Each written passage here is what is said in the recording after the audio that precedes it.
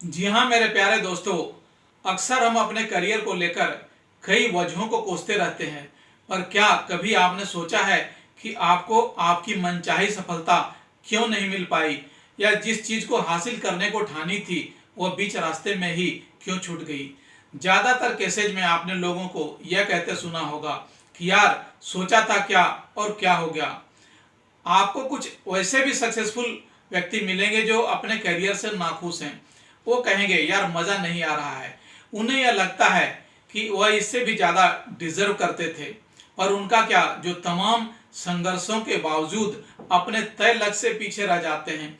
यह गौर करने वाली बात यह है कि आखिर इतनी बड़ी चूक कहाँ हो जाती जिसे लेकर हमें जीवन भर पछताना पड़ता है। चलो यह मान भी लें कि कुछ लोगों से गलतियां हो जाती हैं, पर करियर के दौड़ में सफल लोगों की तुलना में असफल लोगों की संख्या बहुत बड़ी है। क्या आप नहीं मानेंगे कि ज़्यादातर केसेज में एक ही तरह की बुनियादी समस्या दिखलाई पड़ती है, वह है करियर रूपी पेशे के चुनाव में गंभीरता की कमी। निश्चित रूप से यह एक ऐसी बुनियादी समस्या है जिस पर अगर शुरू से ही ध्यान दिया जाता तो शायद परिणाम बेहतर हो सकते थे।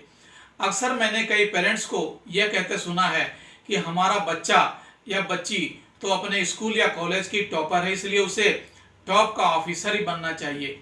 बस यहीं से शुरू हो जाता है उस बच्चे का दूसरों के साथ कंपैरिजन का दौर। माता पिता तो केवल फाइनेंशियल प्रॉब्लम तक ही सीमित रह जाते हैं, जबकि वह युवा अपने सिर पर उस फिक्स टारगेट को अचीव करने का भयानक प्रेशर झेलता है। फिर एक दिन वह समय भी आ जाता है जब सारे लोग एक कंप्रोमाइजिंग स्थिति में आ जाते हैं। घर समाज वाले ही कहते हैं कि चलो छोड़ो, अब जो मिल जाए उसी में दिल लगा लो। लेकिन जनाब, दिल कहाँ लगता है। सपनों से दगा कर पाना इतना आसान है क्या? वह उम्र भर हमारा पीछा करता है। अब फर्ज करो कि तमाम कोशिशों के बावजूद आपको आपका लक्ष्य नहीं मिल पाया, तो क्या यहीं पर जिंदगी खत्म हो जाएगी? नहीं, ऐसा बिल्कुल भी नहीं है। वो कहते हैं ना कि सितारों से आगे जहां और भी हैं। आपको जो मिला है उसी में जमकर रमकर देखिए, आखिर आनंद मिलने लगेगा। यह कहने का गरज यह है कि करियर मिसफिट हो सकता है, पर इंसान कभी भी मिसफिट नहीं हो सकता। वह तो संपूर्ण है। बस उसे सेल्फ असेसमेंट या आत्म अवलोकन की जरूरत है। एक श्रीवास्तव साहब की बात सुनाता हूं, जो जयपुर के रहने वाले जौहरी थे। ऊपर वाले ने उनमें एक अजीब सिफत दी थी कि वह किसी भी पत्थर को बगैर हाथ लगाए उसका क्वालिटी और मूल्य बता देते थे। ज्वेलरी इंडस्ट्री में इतनी बड़ी साख रखने वाले श्रीवास्तव साहब ने जब अपनी कहानी सुनाई तो हम सब दंग रह गए।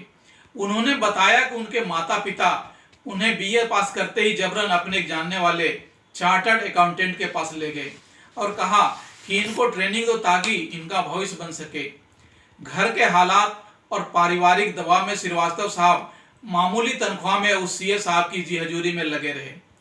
एक दिन वहां एक हीरे का व्यापारी अपनी कंपनी का ऑडिट करने आया। उस दिन सीए साहब संजोग से वहां मौजूद नहीं थे। बस श्रीवास्तव साहब ने उस व्यापारी के हाथों में पहने अंगूठियों में लगे हीरे और दूसरे नगों की ऐसी परफेक्ट पहचान की कि वह दंग रह गया। और उस दिन वह कहावत सच हो गई कि हीरे की पहचान जौहरी को होती है। बस यहाँ से तकदीर ने पलटा खाया और श्रीवास्तव साहब जीरो से हीरो बन गए। हमें अपने गुण और अवगुण कोई और ना बताए, बल्कि हमें खुद अपनी क्षमता का अवलोकन करना पड़ेगा, तभी हम किसी करियर या पेशे का सही चुनाव कर सकते हैं। एक और उदाहरण के जरिए और भी स्थिति स्पष्ट करना चाहता हूँ।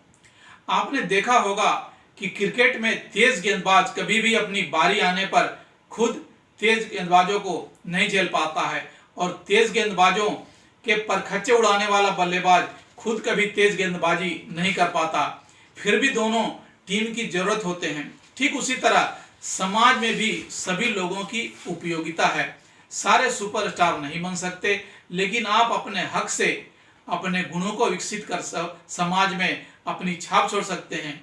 यहाँ बता दूं दोस्तों कि सेल्फ असेसमेंट कोई मुश्किल काम नहीं है। बस आपको खुद ही यह तय करना पड़ेगा कि आपका मन किस विषय में, किस काम में या किस आर्ट में ज़्यादा लगता है। जिस काम को करने में आपको आनंद मिलता हो तो बस जान लीजिए वही आपका राइट चॉइस है, न कि करियर के वह फैसले जो किसी आकर्षण या इमोशन में लिए गए हों। ऐसी गलती अक्सर महंगी पड़ती है, इससे बचें। आज बस इतना ही दोस्तों। हमारे इस वीडियो को लाइक, शेयर और सब्सक्राइब जरूर करें ताकि हम आपसे बार बार मिलते रहें। धन्यवाद।